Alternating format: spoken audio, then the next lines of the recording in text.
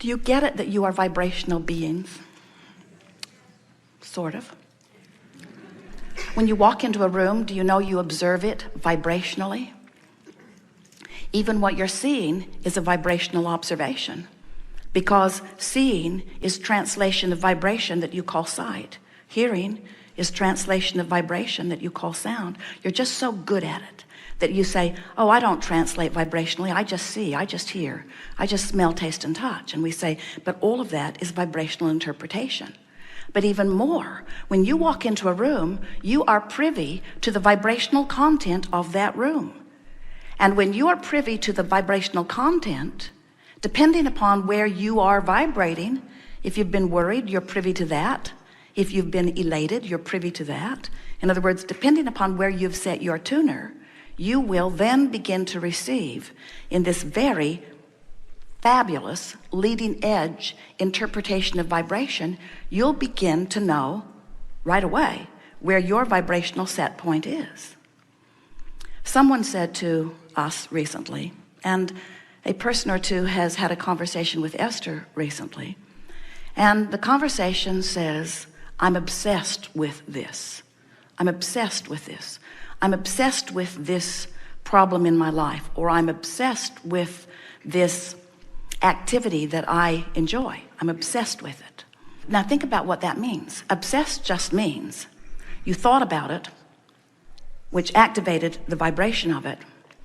And as you thought about it longer, you activated the vibration of it longer. And it doesn't take much of that before law of attraction kicks in. Really, 17 seconds of steady attention to something gets the ball rolling. And by the time you've done another 17 and another 17 and another 17, and you reach the very short period of time of 68 seconds, law of attraction is kicked in.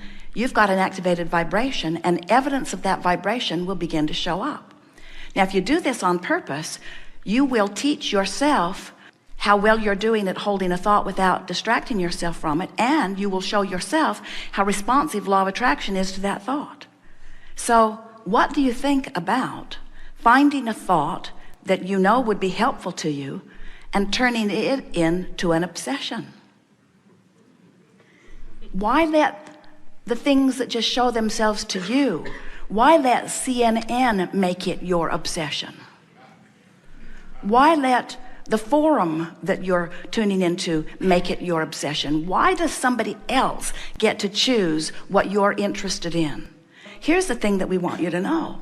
When you walk into a room, you are vibrationally observing, and you only have access to what is active in your vibration. Now, sometimes that's hard to hear because you think, as physical beings and as really good observers you have deciphered your time-space reality in a more clear, consistent manner than ever before. You have more tools to do it. But in the process of observing your environment, most of you are not aware that in the process of observing the current environment, you are creating the future environment. So if you could choose from the current environment the parts you like the best and become sort of obsessed with those positive aspects, your personal future environment would begin to turn in the direction of things more the way you want them to be. But there's another piece of this that we really want to activate in a way that you will really get it. You think when you walk into a room that you have access visually or auditorily or comprehensively to whatever's going on in there, and that just isn't true. You only have access to what's going on in there that you are a vibrational match to. Have you ever misplaced something, couldn't find it anywhere, and then found it right under your nose? Because when you have the attitude it's lost, when you have the belief that it's lost, when you beat the drum I cannot find it, when you start that search, have you ever looked for something for more than 68 seconds? Of course you have. Every day, your keys or something. In other words, there are all kinds of things that you have the attitude, I can't find it, where is it, it's lost, or I don't have enough, or whatever.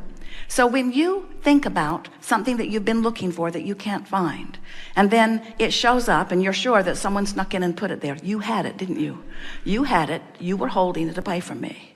And then when I gave up, you put it there where I could find it. And we're just wanting you to point out to yourself in a real life experience that when you have decided something, when you have come to a place of expectation, that's a chronic vibrational patterning, maybe temporary, but it's active and it's strong right here and now. And you literally cannot sometimes see things that are right under your nose because, and here's the word we want you to remember, you don't have vibrational access to something that is different than the vibration you're offering.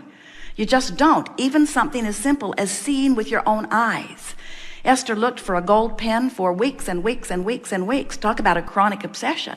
She turned the house upside down, went in and out of every closet, every pocket, every purse, every place that it could possibly be, and pronounced to Jerry, it is really, really gone.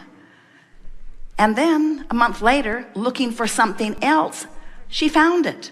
And it was in a bag she had been through several times.